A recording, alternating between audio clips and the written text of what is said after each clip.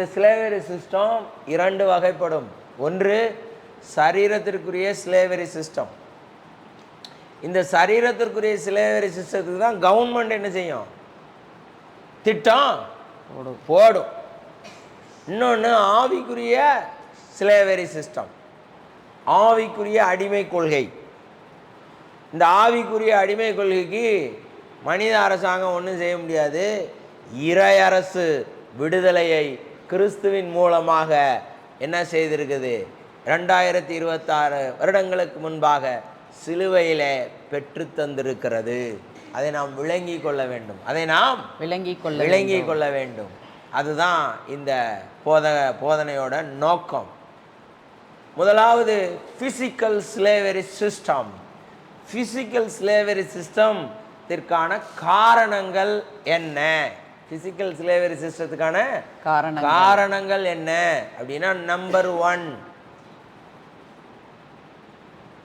Poverty, வறுமை. வறுமையினால அவர் என்ன செய்ய முடியாது, கல்வியை வாங்க முடியாது. வறுமையினால கல்வியை வாங்க முடியாது. அப்புறம் என்ன பண்ணுவார், கடன் வாங்குவார். கடனில் வட்டி கிட்டிலாம் எப்படி எழுதுறாங்கன்னு தெரியாது. அதுக்கப்புறம் குற்றம், கிரைம். இந்த 3 காரணங்களினாலே மனிதர்கள் இன்னொரு மனிதனுக்கு என்னவாக மாறிவிடுகிறார்கள், அடிமையாக மாறிவிடுகிறார்கள். கடன் கொடுக்க முடியலன்னா வருவார், அவர் வெளியே நிற்பார், அவர் இப்படி இருப்பார். ஏய் 2 பாத்திரத்தை தூக்கி எரிஞ்சுவார், எரிவார். பொண்டாட்டி பிள்ளைகளை கூட்டு போகிறேன்னு நினச்சிவார், சொல்லுவார். அது இன்றைக்கும் நம்ம ஊரில் என்ன செய்யுது, நடக்குது. அதுக்கு சட்டம் போட்டிருக்கு, ஆனால் கூட அங்கங்கே என்ன செய்யுது, நடந்துக்கிட்டு இருக்கு. உருட்டல் மிரட்டல் அப்படிலாம் என்ன செய்யுது, நடக்குது. கேட்டால் அப்படி தான் தருவான். எங்கே தருவான்? அவனுக்கு காசு இருந்தால் என்ன செய்ய போகிறான், தரப்போகிறான். காசு இல்லைன்னா என்ன செய்ய போகிறான், தர முடியாதுன்னு தான் கிடப்பான், செத்து தான் போவான். அப்போ ஃபிசிக்கல் ஸ்லேவரி சிஸ்டத்துக்கு காரணம் 3. 1 வறுமை, 2 கடன், 3 குற்றம். இந்த 3 செய்தவங்களை மற்றவர்கள் அடிமை கொள்ள வேண்டும் என்று ஆசைப்படுவார்கள். ஆவிக்குரிய ஸ்லேவரி சிஸ்டம். ஆவிக்குரிய ஸ்லேவரி சிஸ்டத்தில் இன்னர் பாண்டேஜ் என்னன்னா, ஃபியர், பயம். உங்களுக்கு திருப்பி பயம் வருதா? நீங்கள் அந்த ஆவிக்குரிய ஸ்லேவரி சிஸ்டத்திலேருந்து என்ன வரல, இன்னும் மீண்டே வரல. சில ஆசைகள் உங்களை இழுத்துனே போகும். அதை என்ன செய்ய முடியாது, ஒரு கட்டுக்குள்ள கொண்டே வர முடியாது, ஜம்பாய் ஓடும்.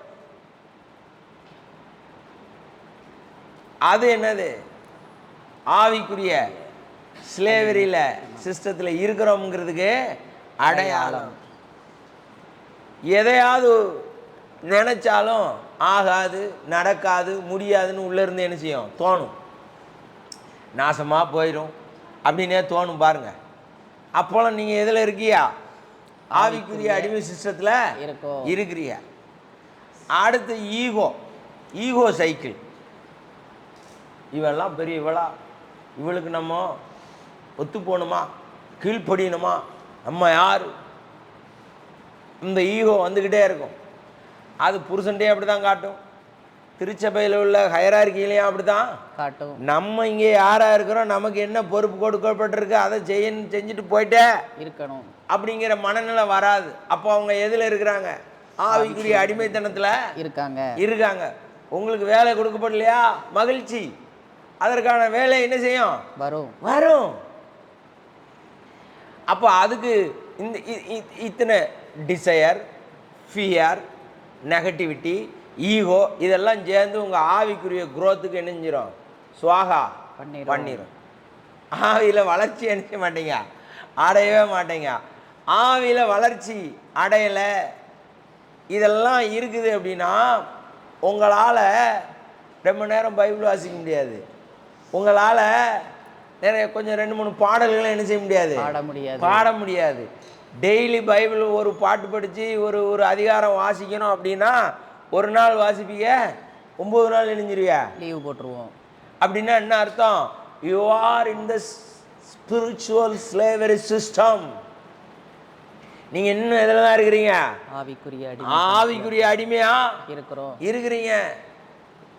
அதை உங்களால என்ன செய்ய முடியல, மேற்கொள்ளவே முடியல. இதுதான் அதுக்கு ப்ரூஃப். இதான் அதுக்கு ப்ரூஃப் அடையாளம். உங்களால் ஸ்பிரிச்சுவலி கனெக்ட் நினச்ச உடனே ஆண்டவரோட கனெக்ட் ஆக முடியாது. ஆண்டவரோட கனெக்ட் ஆகுங்கிறது அவர் வார்த்தையை நீங்கள் வாசிக்கிற விதம் இருக்குது. ஆசை வருதா? பொண்ணு பார்த்த உடனே ஆசை வருதுல்ல? ஆமாம். சோறு பார்த்த உடனே ஆசை வருதுல்ல? வருது. மண்ணு பார்த்த உடனே இந்த நிலத்தை வாங்கலான்னு ஆசை வருதுல்ல? வருது. அதை மாதிரி இது பார்த்த உடனே ஒரு ஆசை வந்துச்சுன்னா you are free from the spiritual slavery. ஸ்பிரிச்சுவலாக கனெக்ட் ஆகணும். அப்படியே பைபிள் பார்த்தோன்னா அப்புறமா படிப்போன்னு தோணும். இதை செஞ்சுட்டு வந்து படிப்போன்னு அதை செஞ்சுட்டு வருகே இது சுத்தமாக இணைஞ்சிடும், மறந்து போயிடும். அப்படின்னா என்ன? You are a bonded slave to the darkness. இப்போ நீங்கள் இப்போ காலையில் நமக்கு நடக்காமல் ஒரு மாதிரியாக இருக்கும்பாங்க டெய்லி நடக்கிறவங்க.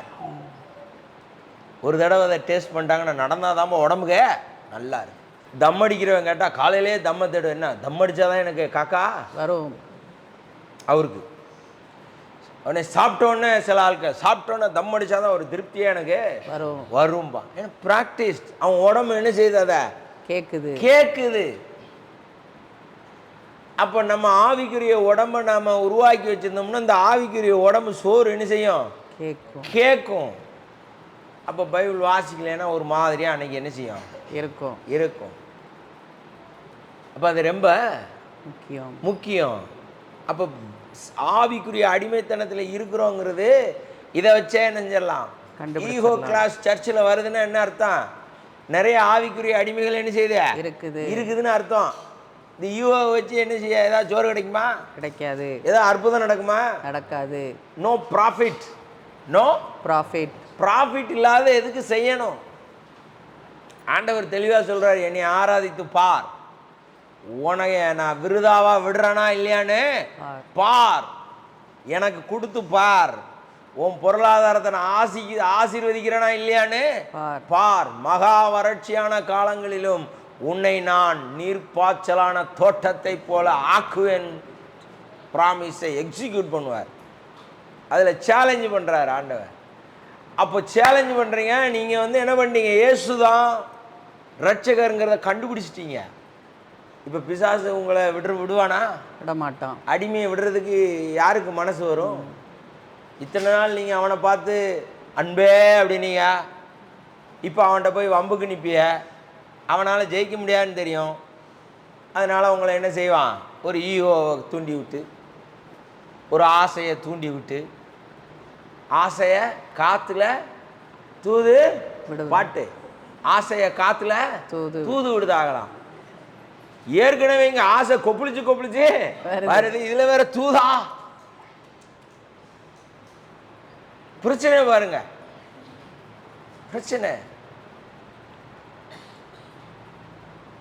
தேவன் மனிதனாக வந்து அடிமையின் ரூபம் எடுத்து கிரிமினல் பட்டம் பெற்று, என்ன பட்டம்?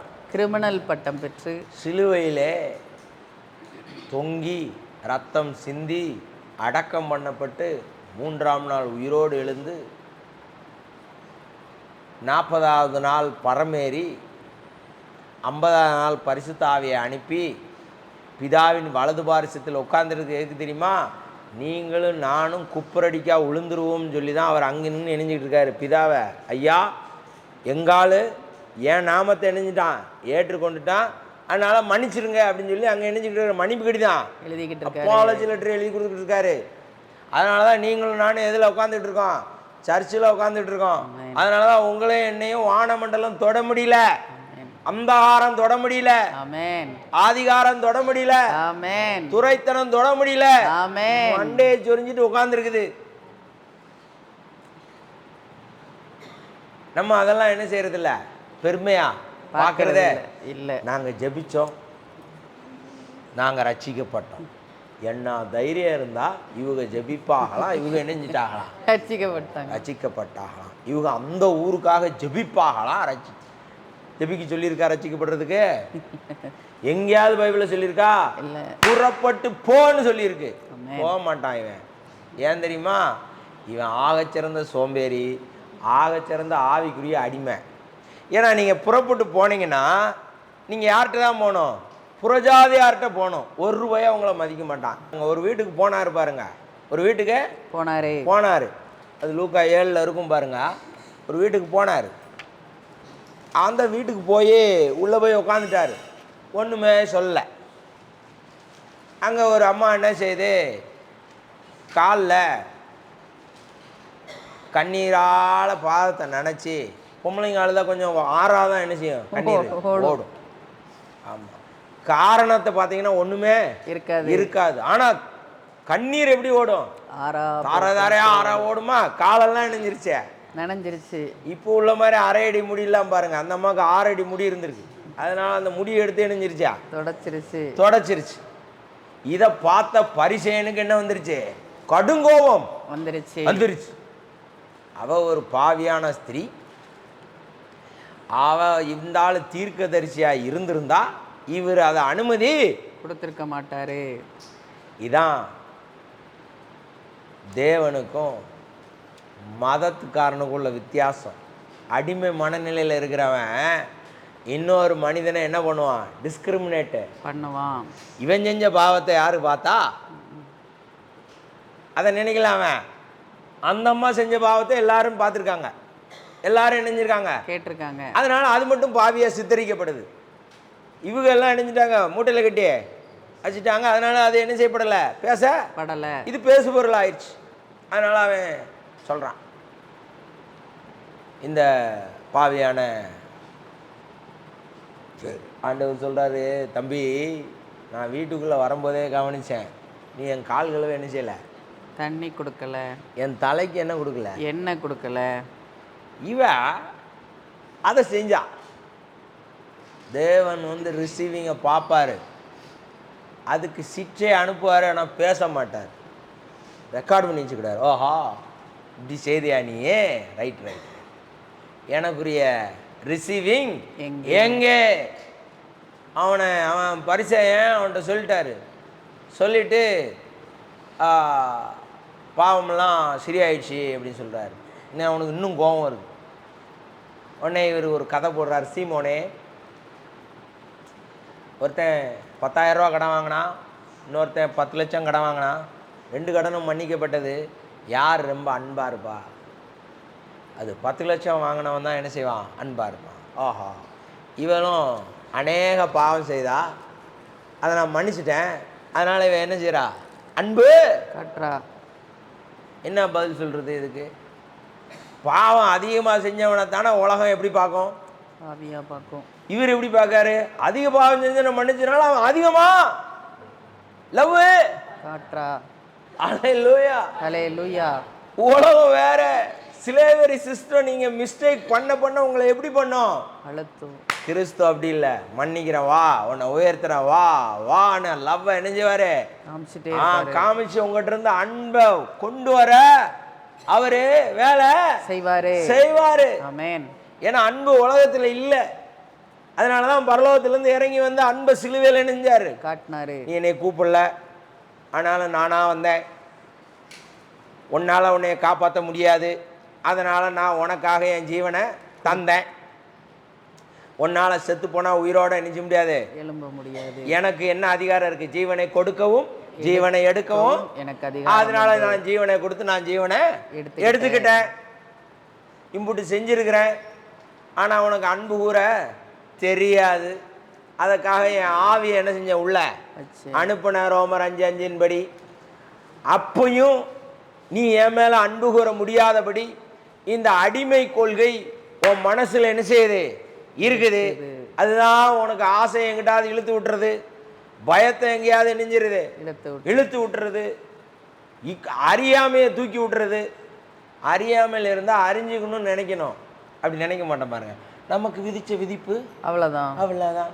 நம்ம இப்படியே என்ன செய்வோம்? ஓட்டிடுவோம். வெந்ததை திம்போம், விதி வந்தா சாவோம். இல்லை, கிறிஸ்துவுக்கு உங்கள் அறிவு பெருக்கத்திற்கு 100% கேரண்டி. நான் 6ஆம் கிளாஸில் 4வது ரேங்க் எடுத்தேன். 8ஆம் கிளாஸில் 3வது ரேங்க் எடுத்தேன். 8ஆம் கிளாஸில் ஃபாதர் மீட்டிங் வரார். அப்போ தான் ஃபாதருக்கு சோறு போடுறது எல்லாத்துக்கும் என்னை ஸ்கூல்லேருந்து இணைஞ்சாங்க, நியமித்தாங்க. டிஜிஎஸ் அங்கிள் மீட்டிங் நடத்துறதுக்கு காணிக்க கேஷ் 8ஆம் கிளாஸ் பையன் யாராவது கொடுப்பாங்களா? எனக்கு கொடுத்தாங்க. எங்கள் ஸ்கூல் ஹெட் மாஸ்டரும் ஐயர்வாளும் சேர்ந்து இவன் தான் அதுக்கு சரியான ஆளுன்னு சொல்லி நீயே ஒரு டீமை போடுறா, ஒரு 2 லட்சம் 3 லட்சம் என்ன செய்யும், கலெக்டு ஆகும். அப்போ திக்கற்ற உன்னை திக்கற்றவனாக விடேங்கிற வார்த்தை வந்துச்சு. அப்போ அதிலிருந்து நான் வேத வசனத்தை வாசிச்சுட்டு தான் படிக்க ஆரம்பித்தேன். 9ஆம் கிளாஸ்லேருந்து ஃபஸ்ட் ரேங்க் வந்துட்டேன். எங்கள் ஆசிரியரால் என்ன செய்ய முடியல, நம்ப முடியல. எப்படிடா ஃபஸ்ட் ரேங்க் வந்தேன்னு கொஸ்டின் வச்சுக்கிட்டாரு, பதில் சொல்லுனாரு. அவர் கேட்க எப்பயுமே எக்ஸாம் எழுதி முடித்தோடனே அந்த கொஸ்டின் மறந்துடும். ஆனால் நல்ல வேலை அவர் கேட்கும்போது என்ன வந்துச்சு, ஞாபகம் வந்துச்சு. வந்தோன்னே அவருக்கு ஆச்சரியம், யாராலையும் நம்ப முடியல, பிட்டுக்கிட்டு அடிச்சியாடான்னு நினைஞ்சாங்க. கேட்டாங்க. 10ஆம் கிளாஸ்லேயும் ஃபஸ்ட் ரேங்க் வந்துட்டேன். 11ஆம் கிளாஸில் ஸ்கூல் ஃபஸ்ட்டு வந்துட்டேன். அப்படின்னா அறிவு பெருகிருக்கு. வேத வசனம் கிறிஸ்துவான உள்ளே வரும்போது என்ன பெருகிருச்சு, அறிவு பெருகிருச்சு. 10ஆம் கிளாஸில் 443 மார்க் எடுத்தேன் 500க்கு. அப்போ பஸ்ஸில் வரும்போது எங்கள் மாமா கேட்குறாரு, உண்மையிலே இது நீ தான் எழுதுனியாடா அப்படின்னு கேட்டார். எங்கள் அம்மாவை பார்த்து கேட்குறாரு, எப்படி இவன் உன் வயிற்றுல பிறந்தான்? ஏன்னா இவங்களால என்ன செய்ய முடியல, நம்பவே முடியல. எல்லா பையனும் 10ஆம் கிளாஸில் 3 எழுதியும் பாஸ் பண்ணாத ஆள் தான் இவன் கூட இருக்கிறவங்கெல்லாம். இவன் மட்டும் that is the holy spirit. Amen. நல்லா இருந்தாங்க எல்லாம். இப்போ சாபத்துக்குள்ளே கிடக்கான். பிச்சைக்காரனா என்ன செய்கிறான், அலையிறான். நான் பிச்சைக்காரனா கோயில்பட்டிக்கு வந்தேன். இயேசுநாதர் என்ன செய்கிறார் பார்ப்போம்னு எல்லாம் இணைஞ்சிக்கிட்டாங்க, கதவை மூடிக்கிட்டாங்க, கூப்பிடுவார் இல்லை.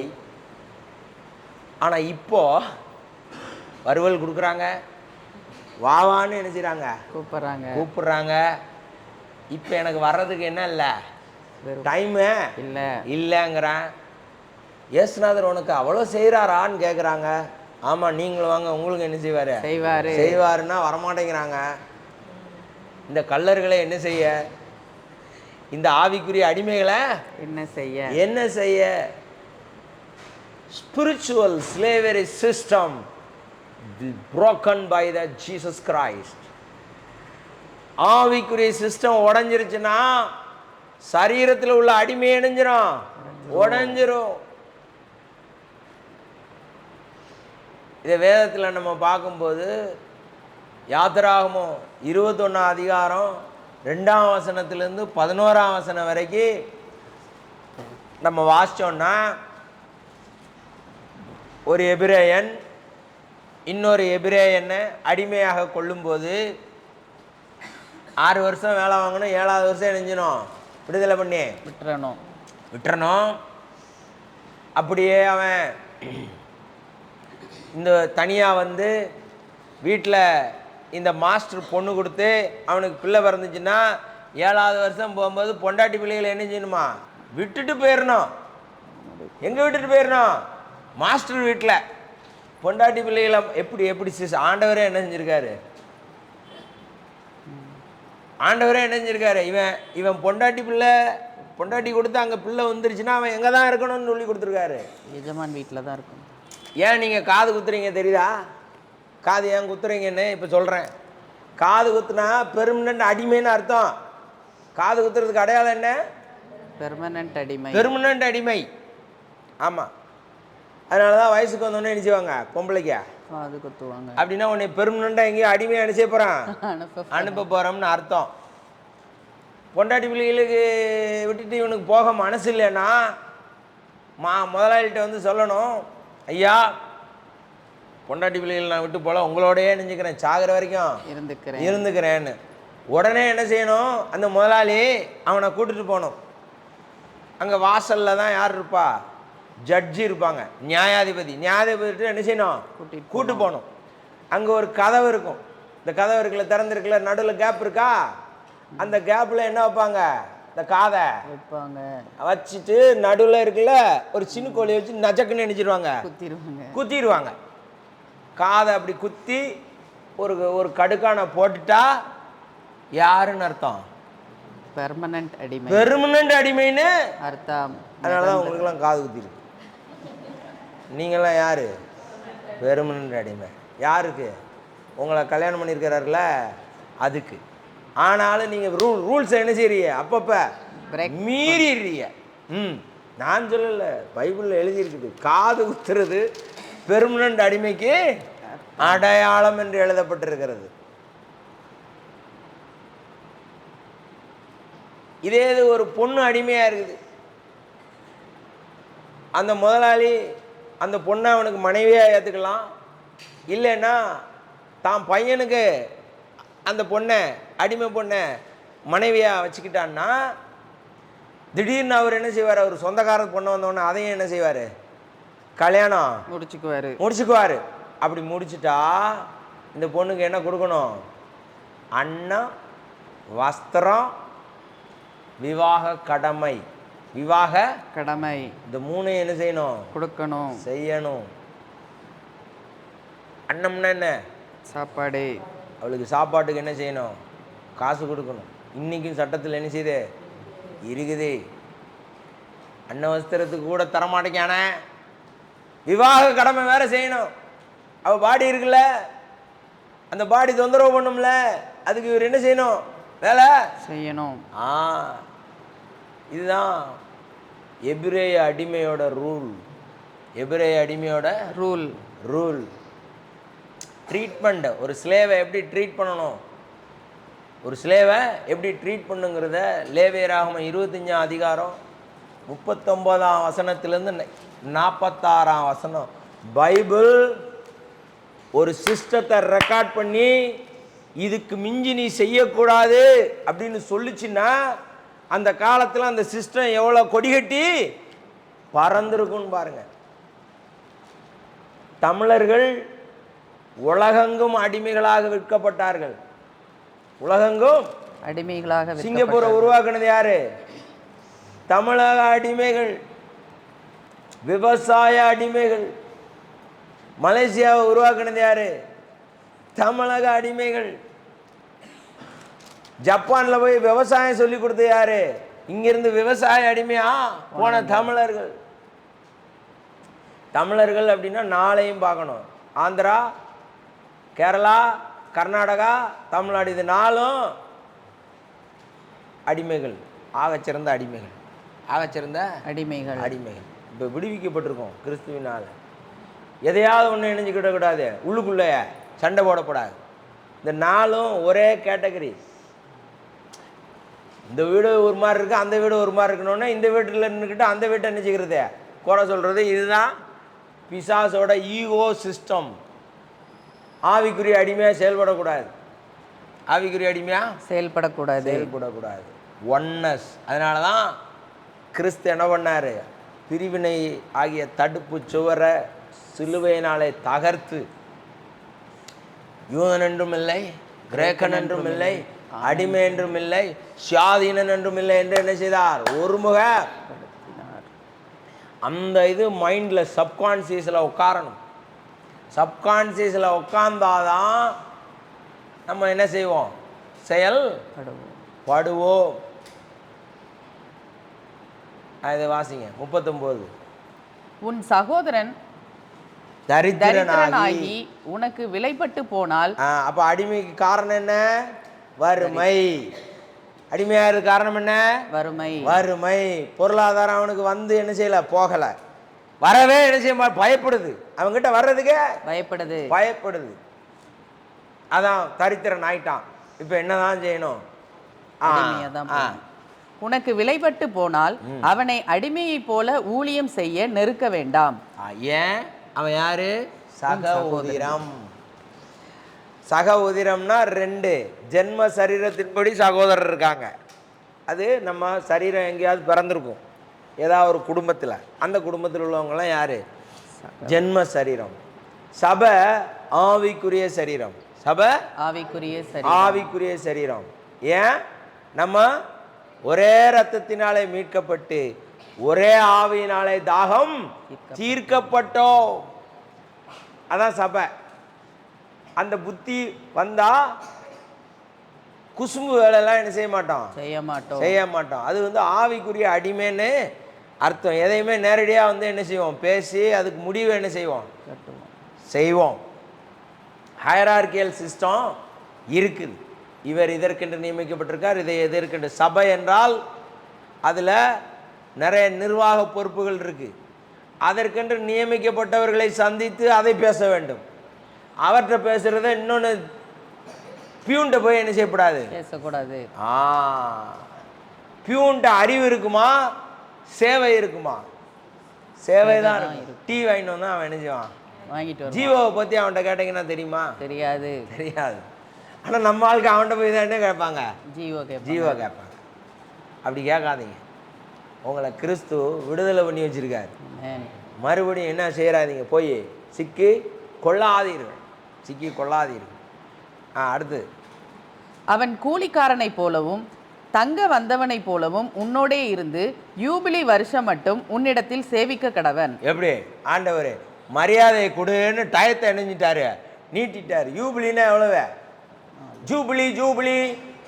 ஜூபிலி கொண்டாட்டம்லாம் ஜூபிலின்னு சொல்றீங்களே, தெரியலாம் ஒன்றும் இல்லையா? ஜூபிலி கொண்டாட்டம்னா என்னையா? ஜூப்ளி இயர் அப்படிலாம் கொண்டாடுறாங்கல்ல. விளம்பரம்லாம் பார்க்க மாட்டீங்களா? பார்ப்பைய, ஆனால் கேட்டிருக்கியே என்னன்னு தெரியாது இல்லையா? அங்கே யாத்திராமத்தில் சொல்லும்போது 7வது வருஷம் என்ன செய்யணும், இது எத்தனாவது வருஷம்? 50வது வருஷம். அவன் மரியாதையை கொடு. அவன் கூலிக்காரன்னா எப்படி, டயத்துக்கு வந்து டயத்துக்கு போட்டோம், இல்லை உன் கூட தங்கனாலும் தங்கிக்கட்டும். ஆனால் எத்தனை வருஷம் வேலை வைக்கணும்? 50 வருஷம். 50வது வருஷம் அவனை இணைஞ்சிரு, விடுவிச்சு அனுப்பிடு. மரியாதைக்கு நீங்கள் எவ்வளோ வேலை பார்க்க வேண்டியது இருக்கு பாருங்க. 42 வருஷம் extra. That is the honour. அந்த ஹானரை தேவன் நமக்கு இணைஞ்சிருக்கிறார், கொடுத்துருக்கிறார். ஆவிக்குரிய அடிமைத்தனத்திலேருந்து ஒரு மனிதனும் ஒரு கவர்மெண்ட்டும் நம்மளை என்ன செய்ய முடியாது, விடுவிக்கவே முடியாது. உங்கள் ஈகோவை சரி பண்ண முடியுமா? முடியாது. உங்கள் டிசைரை யாராவது குதிரையை போட்டு நிறுத்திட முடியுமா? முடியாது. உங்கள் பயத்தை உங்களை விட்டு நீக்க முடியுமா? முடியாது. பயத்திலே ஏகப்பட்ட பயம் இருக்குது. எனக்கு தெரிஞ்ச 66 பயம் இருக்குது. இன்னும் எத்தனை பயம் இருக்குதோ என்னமோ. என்னோட மச்சினை எம்ஆர்ஐக்குள்ளே போட்டாங்க, எம்ஆர்ஐலேருந்து ஓடி வந்துட்டார். அவர் பகாசூரன். எனக்கு அன்னைக்கு தான் தெரியும் அவருக்கு என்ன போபியா இருக்குது, கிளாஸ்ட்ரோபோபியா இருக்குது. அவர் லைஸாக மெதுவாக சொல்கிறார், மாப்பிள்ளை எனக்கு கிளாஸ்ட்ரோபோபியா இருக்குது, அதனால எனக்கு என்ன வேண்டாம், எம்ஆர்ஐ வேண்டாம். 5000 ரூபா எம்ஆர்ஐ முடிகிறது போய் 20000 ரூபா பெட் ஸ்கேன் எடுக்க வேண்டிய அவசியம் வந்துருச்சு. ஏன்? ஒரு ஃபோபியா 5000 எக்ஸ்ட்ரா பிடிங்கிட்டு போயிடுச்சு பாருங்க. எங்கள் அம்மா படுத்துருச்சு, 2 விரட்டணுன்னே இணைஞ்சிருச்சே, படுத்துருச்சு. நீ பக்கத்தில் ஸ்டூல் போட்டு உட்காரு, நான் இணைஞ்சிக்கிறேன், படுத்துக்கிறேன். ஆமாம், ஸ்டூல் போட்ட காதில் உள்ளதெல்லாம் கலட்டி விட்டுருச்சு. பேசாமல் இப்படி பார்த்துச்சு, இருக்கானா இல்லையான்னு பார்த்துச்சு. இருக்கேன் அப்படின்னோடனே படுத்துக்குச்சு. அப்படின்னா என்ன, பையன் இருக்கிறான், எது நடந்தாலும் நினைஞ்சிருவான், பார்த்துக்குவான். உங்களுக்குள்ள பரிசுத்தாவியானவர் இருக்கிறாரு, எது நடந்தாலும் பார்த்துக்குவாரு அப்படிங்கிற எண்ணம் வந்தாதான் நீங்கள் ஃபியர்லெஸ்ஸாக என்ன செய்வீங்க, இருப்பீங்க. அடுத்து, பின்பு தன் பிள்ளைகளோடும் கூட உன்னை விட்டு நீங்களாகி தன் குடும்பத்தாரிடத்துக்கும் தன் பிதாக்களின் காணியாட்சிக்கும் திரும்பி போக கடவன். அவர்கள் நான் எகிப்து தேசத்திலிருந்து புறப்பட பண்ணின என்னுடைய ஊழியக்காரர், ஆகையால் அவர்கள் அடிமைகளாக விற்கப்படலாகாது. எகிப்திலிருந்து விடுதலையாக்கி சாமியோட வேலைக்காரனாக மாறிட்டாங்க. உங்களை விக்கிரக ஆராதனையிலேருந்து விடுதலையாக்கி உங்களை யாரா வச்சிருக்காரு? தேவனுடைய ஊழியக்காரரா வச்சிருக்காரு. இந்த வசனத்தை நீங்கள் நல்லா புரிஞ்சுக்கணும். அவனை எகிப்துலேருந்து என்ன பண்ணார்? ஃபிசிக்கலா உங்களை ஸ்பிரிச்சுவலாக என்ன பண்ணிட்டாரு? விடுதலை பண்ணி யாரா வச்சிருக்காரு? ஆனால் நீங்கள் ஊழியம் மட்டும் என்ன செய்யறதில்ல, நீங்கள்ல நீங்கள் செய்கிறீங்க. அதனால தான் இங்கே வந்து இணைஞ்சிருக்கீங்க. ஆனால் திருச்சபை எதை மட்டும் செய்கிறது கிடையாது, ஊழியத்தை மட்டும் செய்கிறதில்ல. 66 இடத்துல இன்னைக்கு நடக்க வேண்டியது நமக்கு தெரிஞ்சு இங்கே மட்டும் இணைஞ்சிக்கிட்டு இருக்கு, நடந்துட்டு இருக்கு. இன்னும் எங்கெங்கே நடக்கும் நமக்கு தெரியலை. அப்போ உங்களுக்கு ஒரு எண்ணம் வரணும், தேவன் என்னை விடுதலை மட்டும் பண்ணலை, என்னை யாராகவும் வச்சிருக்காரு? யாராகவும் வச்சிருக்காரு? ஊழியக்காரராகவும் வச்சிருக்காரு. ஊழியக்காரனா என்ன? பாஸ்டர் கூட்டம் சொல்கிறத கேட்குறது ஊழியக்காரன் இல்லை, தேவன் சொல்கிறத கேட்குறது. அப்போ நீங்கள் என்ன செய்யணும்? நான் என்ன செய்யணும் அவர்கிட்ட என்னைக்காவது கேட்டிருக்கீங்களா? நீங்கள் என்ன நினைப்பீங்க தெரியுமா? சில பொண்டாட்டிமாருக்கு புருஷன்ட்டு சொல்லுங்க, தேவைன்னா கேட்டு சாப்பிட வேண்டியதானே. அதுக்கா பொண்டாட்டிக்கும் ஜருவருக்கும் என்ன வித்தியாசம்? ஜருவர் வந்தோடனே, சார் என்ன சாப்பிட்றியா? இது சர்வர். அவனுக்கு 10 ரூபா கொடுத்துட்டா போதும், அட்டி சட்னி சடார்னு சார் வாங்க வாங்கணும் உற்சாகம் ஆயிடுவான். வந்துட்டார் இன்னைக்கு 10 ரூபா நமக்கு.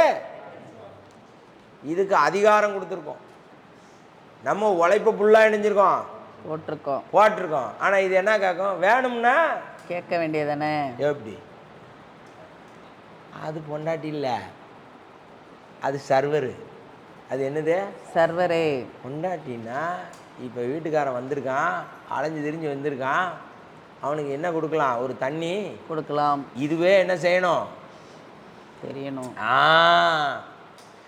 ஊழியக்காரன்னா இப்போ பொண்டாட்டி இல்லை, திருச்சபைங்கிறது பொண்டாட்டி. திருச்சபை சாமியை பார்த்து கண்டுபிடிக்கணும், அதுக்கு அறிவு இல்லைன்னா சாமிகிட்ட கேட்டு தெரிஞ்சுக்கிட்டு செய்யணும். ஆனால் ஊழியக்காரன் ஸ்டேஜ் என்னன்னா, ஆஜராகி ஐயா இருக்கிற ஐயா என்னங்கய்யா செய்யணும் அப்படின்னு என்ன செய்யணும்? கேட்கணும். அப்படி கேட்குற மாதிரி நமக்கு என்ன செய்யலை, ஒரு மூடே வரல. நீ எனக்கு என்ன செஞ்ச அப்படிங்கிறது தான் என்ன செய்யுது நமக்கு கேள்வியாவே. அம்மா அப்பாட்ட கேட்ட மாதிரியே ஆண்டவர்கிட்ட என்ன செய்யற, என்னத்தை பெருசா செய்கிறீரே, ஒன்றும் செஞ்ச மாதிரி எனக்கு தெரியலையே. ஆண்டவர் முதல்ல உள்புறத்தை சுத்தம் செய்வார், உங்களை ஆவில விடுதலை பண்ணுவார். அதான் கிறிஸ்துவோட மகாராஜதந்திரம். அதை பிசாசால என்ன செய்ய முடியாது, பிடிக்க முடியாது. நீங்க ஆவில நிரம்பினீங்கன்னா உங்களை நீங்க என்ன செய்ய போறீங்கன்னா அவனுக்கு என்ன செய்யாது, தெரியாது. மனுஷனுக்கும் தெரியாது. ஒருத்தர் வீட்டுக்குள்ள வந்தார், வீட்டுக்கு வந்துட்டு இப்படி பார்த்தாரு, ஏய் நீ எதுக்கு ஹவுஸ் விசிட் போற அப்படின்னா, ஹவுஸ் விசிட் கூப்பிடுறாங்க, பேஷண்ட் பார்க்க போகிறேன். ஒரு அரை மணி நேரம் அப்படியே பார்த்துக்கிட்டு இருந்தார். எனக்கு புரிஞ்சிருச்சு, ஓய் நான் இனிமேல் உன் வீட்டுக்கு எணிஞ்ச வரமாட்டேன். சரிப்போ உன்னைய கொரடு போட்டு இழுத்துட்டு வந்தார்ல சாமி, எப்போ நீ தேவையோ அப்போ சாமி என்ன செய்வார், இழுத்துன்னு வருவார். போ. சில மனிதர்கள்லாம் முருகிக்குவாங்க மென்டல் ஸ்ட்ரென்த்தில். மென்டல் ஸ்ட்ரென்த்தை விட ஸ்பிரிட் ஸ்ட்ரென்த்து உன்னத பலம். ஹோலி ஸ்பிரிட்டோட ஸ்ட்ரென்த் என்னது? Highest power. இழுத்து கொண்டு வருவாரா போடா. அவனுக்கு ஏதோ அவனுக்கு தெரிஞ்சிருச்சா, அவர் என்னன்னு சொல்லலை, அவர் வாடு போயிட்டாரு, போங்க. அது என்னன்னு எனக்கு கேட்க வேண்டிய அவசியம் இல்லை. நம்ம ஆட்களுக்கு அப்படி ஒன்று சொல்லிட்டா, சார் சார் சார் சார் என்னன்னு சொல்லுங்கள் சார், நீங்கள் சொல்லலைன்னா தலை இணைஞ்சிரும் சார், வெடிச்சிரும் சார், தூக்கமே நினைச்சியா சார், வராது. அப்படி இருக்காத. உங்களுக்குள்ளே பரிசுத்த ஆவியானவர் இருக்கிறார், உங்களை இருளின் ராஜ்யத்திலிருந்து விடுதலை ஆக்கி இருக்கிறார். உங்களை ஒளியின் ராஜ்யத்திலே நட்டி வைத்திருக்கிறார். அப்படின்னா உங்களுக்கு என்ன செய்யணும், என்ன செய்ய வேண்டாம் அப்படிங்கிறத நீங்கள் ஊழியக்காரன் நிலைங்கிறது நீங்கள் முதல் 3 வருஷ விசுவாசி. முதல் 3 வருஷ விசுவாசி என்ன செய்யணும்? சாமி நான் என்ன செய்யணும்? ஆண்டவரே என்ன பயன்படுத்துங்க அப்படின்னு என்ன செய்யணும்? கேட்கணும்.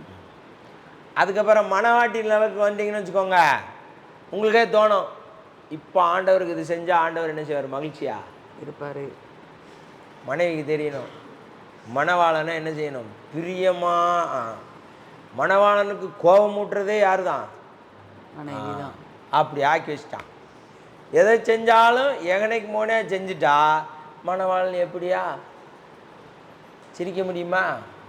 கண்ணீர் வரும், கலட்டியும் விட முடியாது. அதனால அவர் என்ன செய்கிறாரு? இருக்கிற திருச்சபையை வச்சு தான் என்ன செய்ய வேண்டியது இருக்கு? ஓட்ட வேண்டியது இருக்கு. அது மாதிரி இருக்கிறத வச்சு தான் என்ன செய்ய வேண்டியது இருக்கு? ஓட்ட வேண்டியது இருக்கு.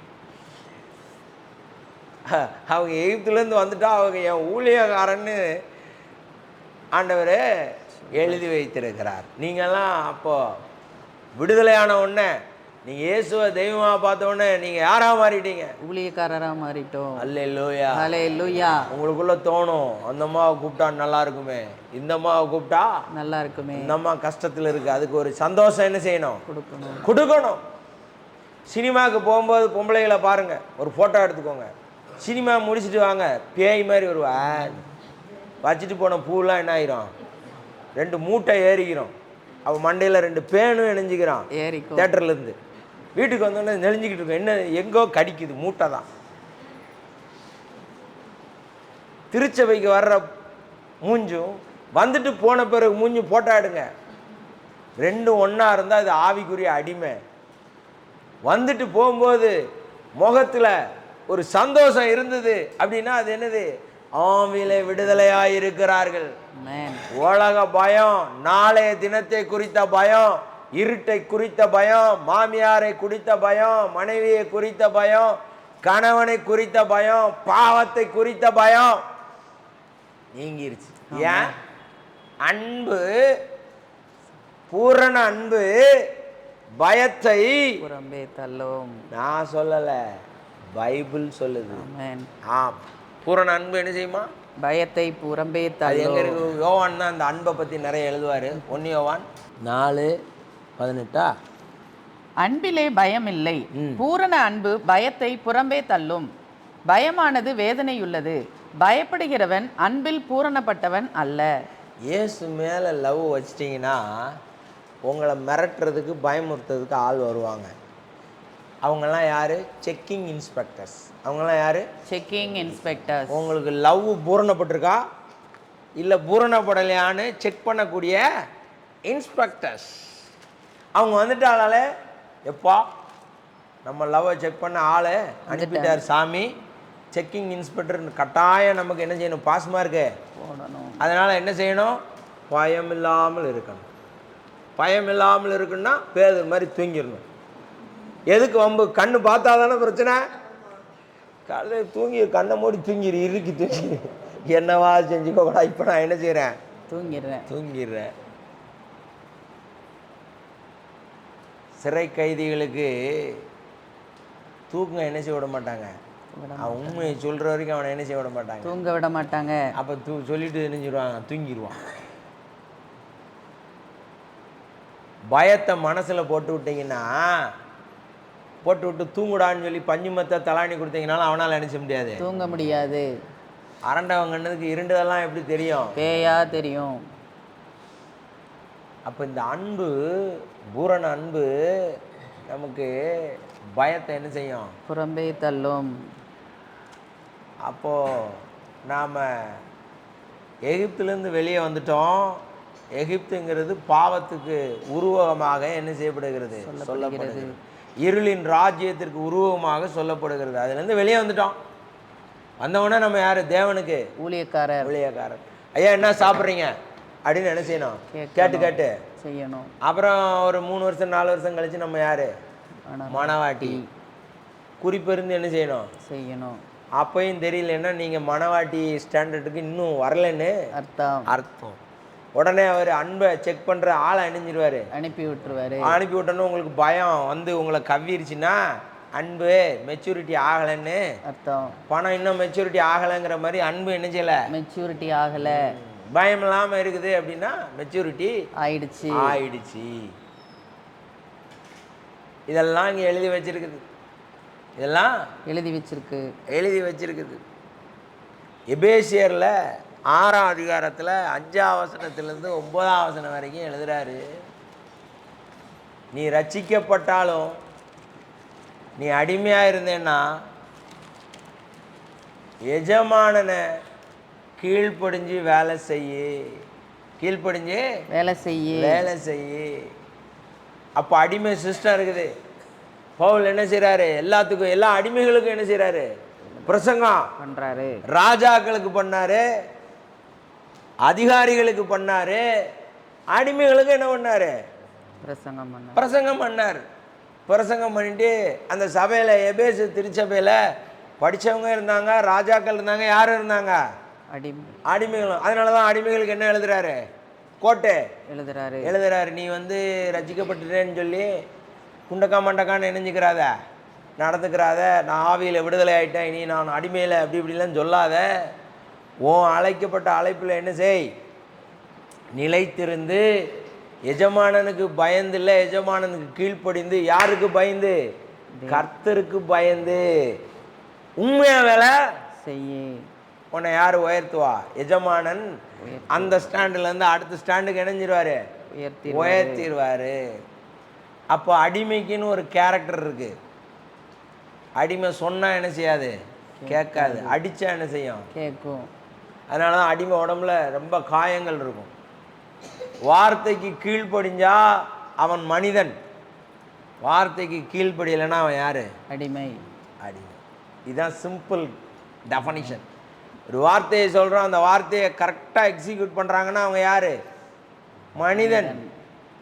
நம்ம வார்த்தையை சொல்லும்போது மண்டைக்குள்ளே வேற ஒன்றை வச்சுக்கிட்டு அதை வேற மாதிரியே பேசிகிட்டே இருக்கோம். அது இன்னும் என்ன ஆகலை, விடுதலை ஆகலை.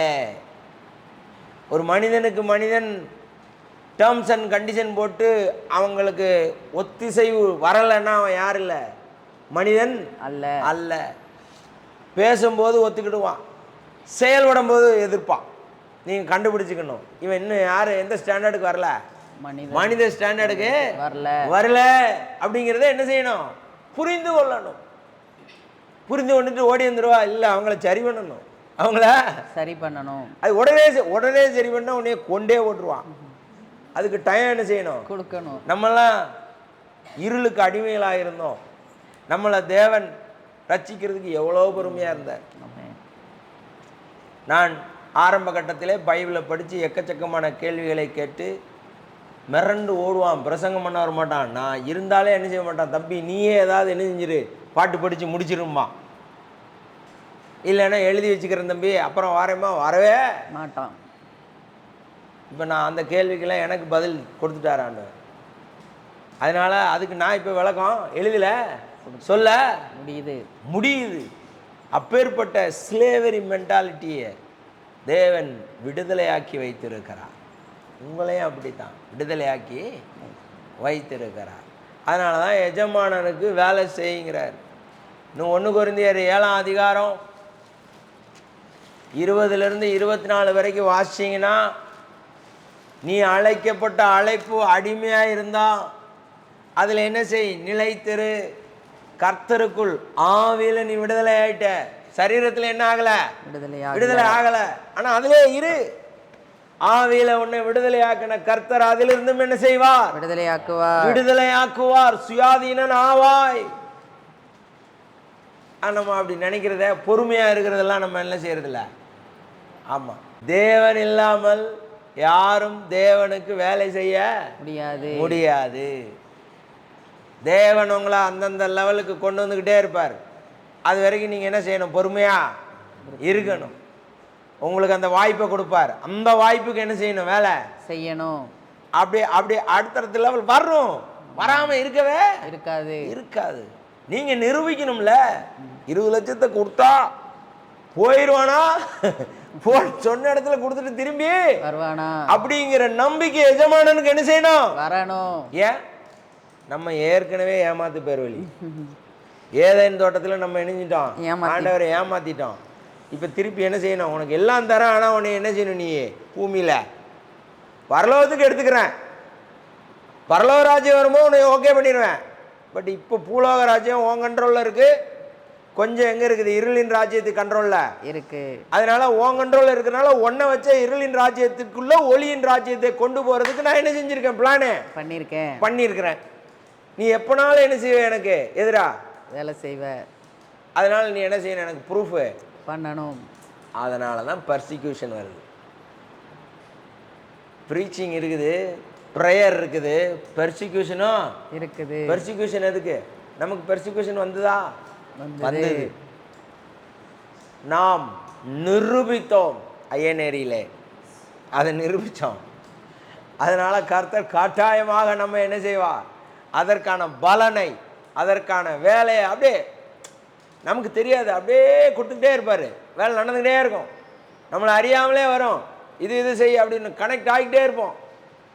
ஒரு போதகர் கேட்டார், என்னையா நாங்கள் ஏஜில் இருக்கோம், இத்தனை வருஷமாக இருக்கோம், நாங்கள் கார்டு அடித்து ஒவ்வொருக்காக கொடுக்கோம், எங்களை யாரும் கூப்பிட மாட்டேங்காங்க, எங்களுக்கு கனெக்ஷனே என்ன செய்ய மாட்டேங்க, வரமாட்டேங்குது. நீ கேட்டால் திடீர்னு பட்டியாலாங்க, திடீர்னு ராஜஸ்தானுங்க, எப்படியா போகிற? ஓ, நான் கார்டு அடிக்கலை, ஆளா கர்த்தர் எனக்கு கார்டு அடிச்சு என்ன செய்றாரு? வேலை செய்கிறாரே. ஆமென். அல்லேலூயா. அல்லேலூயா. அது வாட்டில் வேலை என்ன செய்யும்? நடந்துக்கிட்டே இருக்கும். எதற்காக நான் பிடிக்கப்பட்டனோ அதற்காக என்ன செய்வார்? அந்த முதலாளி நம்மளை பயன்படுத்துவார். கொலோசியர் 3:11 பவுல் சொல்றாரு அந்த கொலோசியர் திருச்சபைக்கு, இங்கே நீங்கள் எல்லாம் இருக்கிறீங்க, கிரேக்கன் இருக்கிற, யூதன் இருக்கிற, அடிமை இருக்கிற, சுயாதீனன் இருக்கிற, எல்லாரும் கிறிஸ்துவுக்குள் ஒன்று அப்படின்னு என்ன செய்கிறாரு? சொல்லுகிறார். இப்போ கிரேக்கன் யூதன்லாம் நமக்குள்ள இல்லை. நமக்குள்ள உள்ள ஒரு பிரிவினை என்ன? மொழி, ஜாதி, பணம், படிப்பு. இந்த 4 தான் இப்போ உள்ள நம்ம திருச்சபையில் இருக்கு. திருச்சபைக்கு உள்ளே வந்தோடனே அது அந்த மண்டையை இணைஞ்சிடணும், கலட்டி வச்சிடணும். இங்கே வேற கிறிஸ்துவின் சிந்தையை இணைஞ்சிக்கணும், மாட்டிக்கணும். இங்கே அதை என்ன செய்யக்கூடாது? ப்ராக்டிஸே பண்ணக்கூடாது. அது உலகத்தில் அது ப்ராக்டிஸ் தான் பண்ணணும். ஏன்னா எங்கே தான் வாழ்கிறோம்? உலகத்தில் தான் வாழ்கிறோம். இல்லைன்னா செத்து போகணும், இல்லைன்னா என்ன வேணும்? செத்து போயிடும். ஆனால் எங்கே தான் இருக்கோம்? உலகத்தில் தான் இருக்கும். அதனால் அங்கே போனால் அந்த பிரின்சிபலில் நீங்கள் வாழ்ந்துக்கணும். சில நேரம் ஆண்டவர் உங்களை கொண்டு அந்த பிரின்சிபலையே மாற்றி அமைப்பா. அல்லேலூயா. அல்லேலூயா. அல்லேலூயா. அல்லேலூயா. கலாத்தியர் 3:28 பவுலையா சொல்கிறாரு, திருச்சபையில் இந்த மாதிரி அடிமை சுயாதீனம்லாம் இல்லை, ஃபிசிக்கல் அடிமை இல்லை அப்படின்னு என்ன செய்கிறாரு? சொல்கிறாரு. அப்படின்னா என்ன அர்த்தம்? கிறிஸ்துவானவர் அடிமை கொள்கை கோலேச்சி இருந்த ஐரோப்பா, இப்போ இருக்கிற துருக்கி, அதுக்கு இடையில உள்ள கிர்கிஸ்தான், இங்கெல்லாம் பயங்கர அடிமை வியாபாரம். சேக்குன்னு ஒருத்தர் வருவார். அவர் வந்துட்டாருன்னா யார் தான் வருவார்? ஆளை விலைக்கு வாங்க, மனைவியை விலைக்கு வாங்குவாங்க சேக்குமார்கள். இந்த பொம்பளைக்கு ஒரு 5 கோடி தரேன்னா டக்குன்னு இணைஞ்சிருவாங்க. அந்த பொம்பளையா கல்யாணமும் பண்ணிக்கிறவாரு, காசு என்ன செய்வாரு? கொடுத்துருவாரு. எப்படி? இப்போ நம்ம கல்யாணம் பண்ணி கொடுக்கறதுக்கு நம்ம என்ன செய்ய வேண்டியிருக்க? கொடுக்க வேண்டியிருக்கு. 10 பவுன் தரியா? 100 பவுனு தரியா? பொண்ணு எங்களுக்கு ரொம்ப பிடிச்சிருக்கு, அப்புறம் என்ன? பவுனு பிடிக்கல. அப்போ ஒரு 150 பவுன் போட்டு ஒரு பேயை மோகினி அனுப்பட்டா கட்டிக்கிடுவான். திருநெல்வேலிக்காரன் இணைஞ்சுக்கிடுவான், கட்டிக்குவான். மோகினி அனுப்பிட்டா 150 பவுனை தான் பார்ப்பான், மோகினி இணைஞ்ச மாட்டான், பார்க்க மாட்டான். மோகினி எப்போ வேலை செய்யும்? ஒரு 6 மாதம் கழிச்சு தான் மோகினி என்ன செய்யும்? வேலை செய்யும் ஆரம்பிக்கும். அப்புறம் அவன் அதுலேருந்து தப்பிக்கவே முடியாது. திருச்சபை சரீர அடிமைத்தனத்திலிருந்தும் ஆவிக்குரிய அடிமைத்தனத்திலிருந்தும் விடுதலை ஆக்கப்பட்டிருக்கிறது. ஆமென். ஆவிக்குரிய அடிமைத்தனத்தை நீங்கள் வேத வசனம் வாசிப்பது, பாடல் பாடுவது, இதை நீங்கள் செய்கிறத டெய்லி செய்கிறீங்களா இல்லையாங்கிறதெல்லாம் நீங்கள் இணைஞ்சிக்கலாம், அவங்கள கண்டுபிடிச்சிக்கலாம். அடிக்கடி பயம் உங்களை மேற்கொள்ளுதா, இந்த நோட்டு போட்டு எழுதுங்க. இன்னைக்கு பயம் இணைஞ்சுது என்னையா மேற்கொண்டது, இன்னைக்கு ஆசை என்ன இணைஞ்சுது மேற்கொண்டது, இன்னைக்கு இக்னோரன்ஸ், அறியாமை, சில காரியங்கள் நமக்கு தெரியாது. அப்போ பைபிளை எடுத்து என்ன செய்யணும், இதில் ஏதாவது ரெஃபரன்ஸ் இருக்கான்னு என்ன செய்யணும், பார்க்கணும். லோமனுக்கு தெரியும், இல்லை. omniscience, Jesus Christ only, not us, நாம் அல்ல. omniscience-னா எல்லாம் அறிந்தவர், சர்வ ஞானி, சர்வ ஞானி. அது நான் அல்ல, நான் ஒரு ஆணி. எனக்கு எது தேவையோ அங்கே தான் அந்த ஆணியை என்ன செய்வேன், அடிப்பேன். அவர் அப்படி இல்லை, அவர் ஞானி, அவர் எல்லாம் அறிந்தவர், முக்காலமும் அறிந்தவர். இந்த புத்தி நமக்கு என்ன செய்யணும், வரணும். தெரியலங்கிறத ஒத்துக்கிற பக்குவம் என்ன செய்யணும், வரணும். இது தெரியல, அதுக்கு நான் தெரிஞ்சுக்கிறதுக்கு என்ன செய்கிறேன், முயற்சி பண்ணுறேன். இக்னோரன்ஸும் ஒரு ஆவி, அதை அப்படியே வச்சுக்கிட்டு என்ன செய்யக்கூடாது, பயணிக்க கூடாது. அது ஆவிக்குரிய அடிமைத்தனத்தை கொண்டு வந்துடும். இந்த விஷயங்களை நாம் புரிந்து கொண்டோமானால் நாம் நம்மை நாமே என்ன செய்யலாம், எவாலுவேட் பண்ணிக்கொள்ளலாம். ஆவிக்குரிய வளர்ச்சி நமக்கு இருக்கா இல்லையான்னு தெரிஞ்சிடும். இந்த விஷயங்கள்லாம் திருப்பி நெகட்டிவிட்டி திங்க் பண்ணுறீங்க. ஒரு ஆள் பேசுகிறத கேட்டு அதுக்கு தகுந்த, இந்த கொஸ்டின் பேப்பரில் சொல்லியிருப்பான், வினாக்களுக்கு தகுந்த விடையளிக்கவும், இல்லைன்னா வினாக்களுக்கு ஏற்ற விடையளிக்கவும். அண்ணன் எழுதுவார், தெரிஞ்சதெல்லாம் எழுதிடுவாரு. இதெல்லாம் கிரேஸ் மார்க் கொஸ்டி. என்ன கொஸ்டி? கிரேஸ் மார்க் கொஸ்டி. பேப்பர் இப்படி எழுதி வச்சா எனத்தையாவது மார்க் போட இடம் இருக்கும், நம்மளை எப்படியாவது இணைஞ்சிருவாங்க, பாஸ் பண்ணி விட்டுருவாங்க. சில கோஷ்டி அதையும் என்ன செய்யறதில்ல, அது ஃபெயிலாக தான் போகும். அதுக்கு எப்படியும் பாஸ் போட மார்க் எழுதியிருக்கணும்ல. வினாக்களுக்கு ஏற்றவோ வினாக்களுக்கு ஏற்ற போல இல்லாததையோ என்ன செய்யணும், எழுதணும்ல. தெரிஞ்சதையாவது. எங்கள் காலேஜில் ஒருத்தர் சொல்லுவாங்க, அவர் பேர் புண்ணிய கோடீஸ்வரன். புண்ணியத்துக்கு எழுதி விடாங்க. அவன் எழுதுனான் பாருங்க, 120 பக்கம் எழுதுனான். அதை எடுத்து எங்கள் மேடம் வாசிட்டு, அது பேர் கிருபா, டாக்டர் கிருபா டேய் செல்வின், ஹிப் ஜாயிண்ட்டுக்கே ஒரு புதிய புத்தகம் எழுதிட்டான்டா. என்ன மேடம் எழுதுனா, hip joint is a joint of the human body. Hip joint is located between loin and the knee. இப்படி எந்த புத்தகத்தில் நினைச்சாது இருக்காதுடா. ஆனால் நல்லா எழுதியிருக்கான்டா, எப்படியாவது அவன் பாஸ் ஆயிடுவான்டா. 120 பக்கம் எழுதி 40 மார்க் அணிஞ்சிட்டான், எடுத்துட்டான். ஒரு பக்கம் நான் சொன்னேன், தம்பி ஒரு பக்கத்துக்கு 1/2 மார்க் போட்டாலும் 60 மார்க் எழுந்திருக்கா, குறைச்சி போட்டிருக்காங்கடா உனக்கு. அப்படியா சொல்ற? நான் என்னன்னு போய் யூனிவர்சிட்டியில் கேட்கட்டா? நான் கேட்காத, பாஸ் ஆயிட்டு பேசாம இரு, பேப்பருக்கு அப்புறம் கேட்டு திரும்பி பெயிலு ஆயிராத.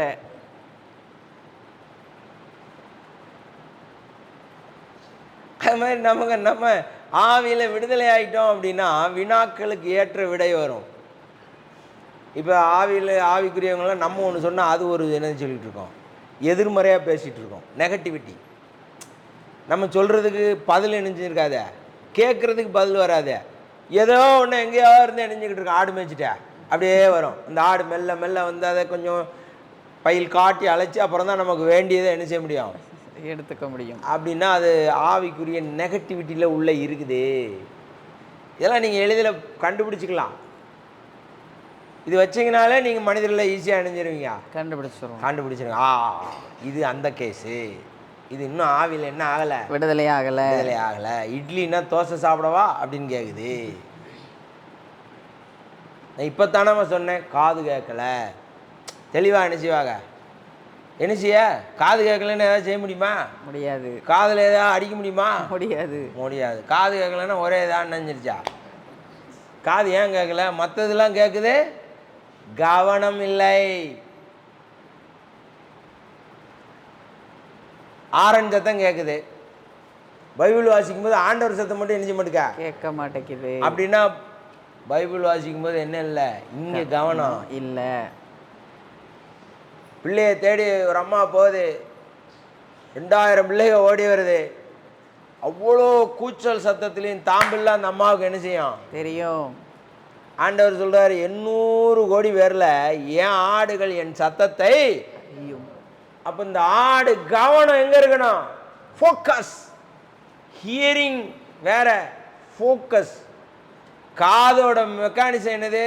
சத்தம் உள்ள போனா கேட்கும். ஆனா என்ன சத்தம்? என் பிள்ளை சத்தமா இல்ல ஆரன் சத்தமாங்கிறத உள்ள இருக்கிற மூளை என்ன செய்யணும்? இன்டர்பிரட் பண்ணணும். அந்த மூளை வேலை செய்யணும்னா உங்க கவனம், மனதின் கவனம் அங்கே திருப்பப்பட வேண்டும். அந்த வார்த்தைக்கு நேரம் என்ன செய்யணும்? திருப்பப்பட வேண்டும். அப்படி திருப்பலைன்னா என்ன அர்த்தம்? கவனம் இல்லை, கவனம் இல்லைன்னு அர்த்தம்.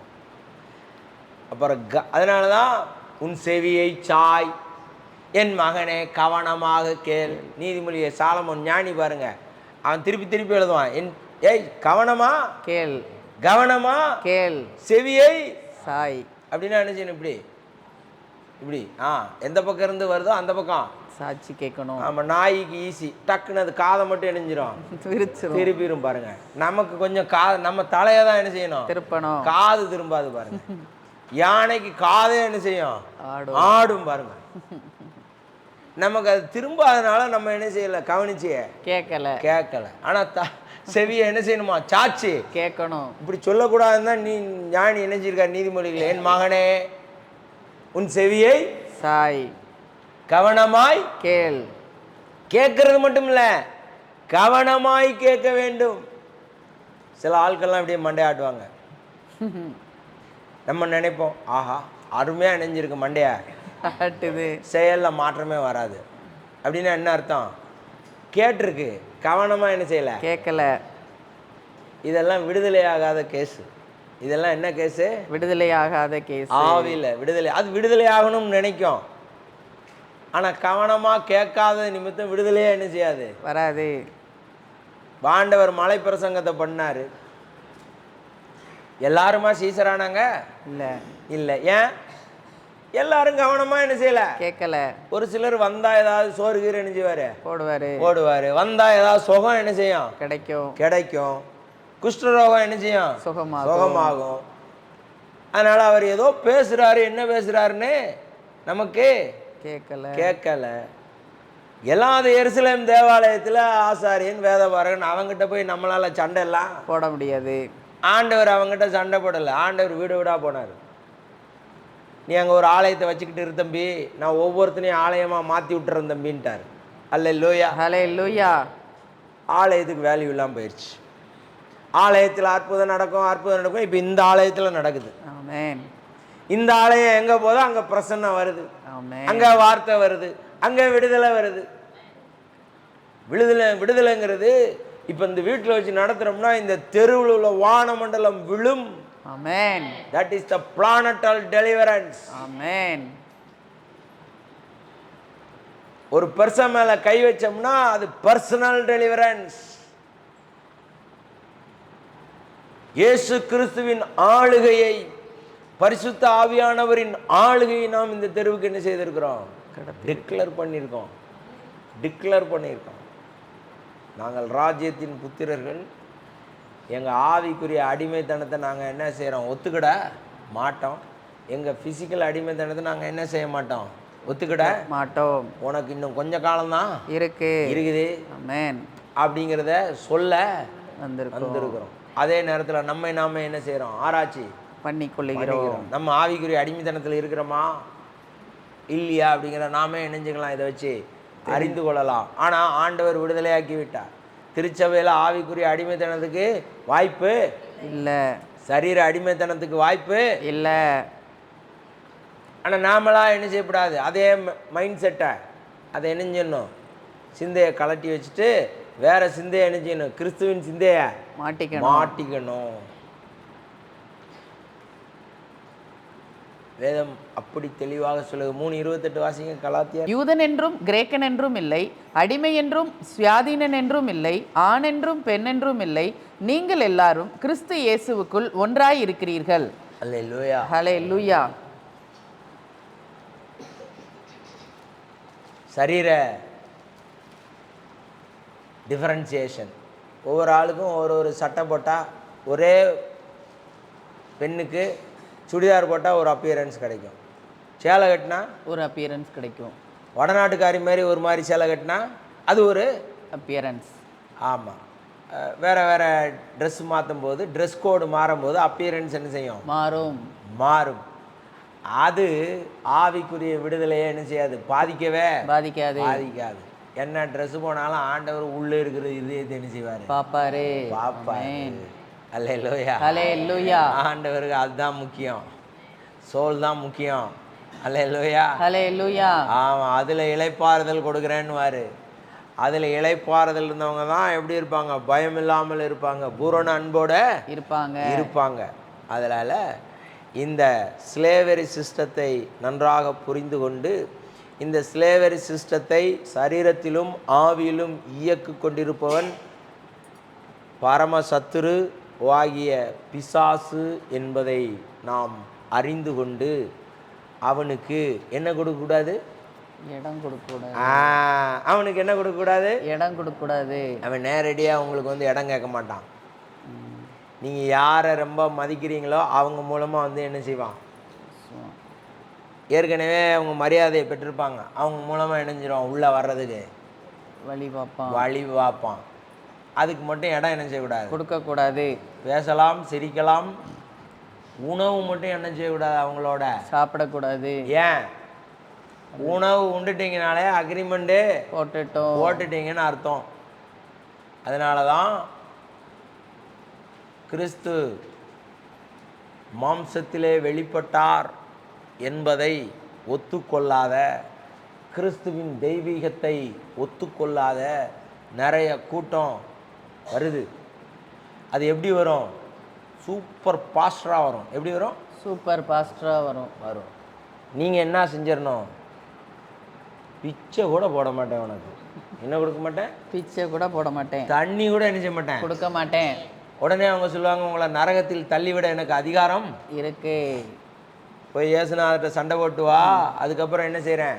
அதிகாரம் இருக்கா இல்லையான்னு பார்க்குறேன், ஒத்துக்கிறேன்னு என்ன செஞ்சணும்? Send of. அப்போ ஆவிக்குரிய இடத்துல நீங்கள் என்ன இருக்கீங்க? விடுதலையா இருக்கிறோம். ஏன்?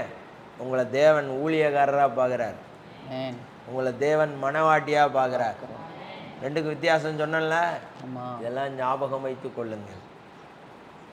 தேவன் பிதாவின் வலது வாரிசிலிருந்து எந்திரிச்சு வர்றதுக்கு நினைக்கிறாரு. பிதா கையை பிடிச்சி நினைக்கிறாரு, இரு இன்னும் நான் செய்ய வேண்டிய வேலை நிறைய இருக்குது, ஓடாத. ஜனங்களை பார்த்தவொன்னே உனக்கு மன உருக்கம் வந்துடும், ஓடாத, உட்காரு, இன்னும் நிறைய வேலை இருக்கு. நான் தீர்க்க தரிசிட்டு சொன்னதெல்லாம் என்ன செய்யணும்? நிறைவேற்றணும். அது வரைக்கும் வானம் உனக்கு என்ன செய்யாது? டிராவல் ஏஜெண்டா மாறாது. அதனால பேசாம இருன்னு பிடிச்சி வச்சிருக்காரு, இல்லைன்னா ஏசு குதிச்சு வந்துருவாரு.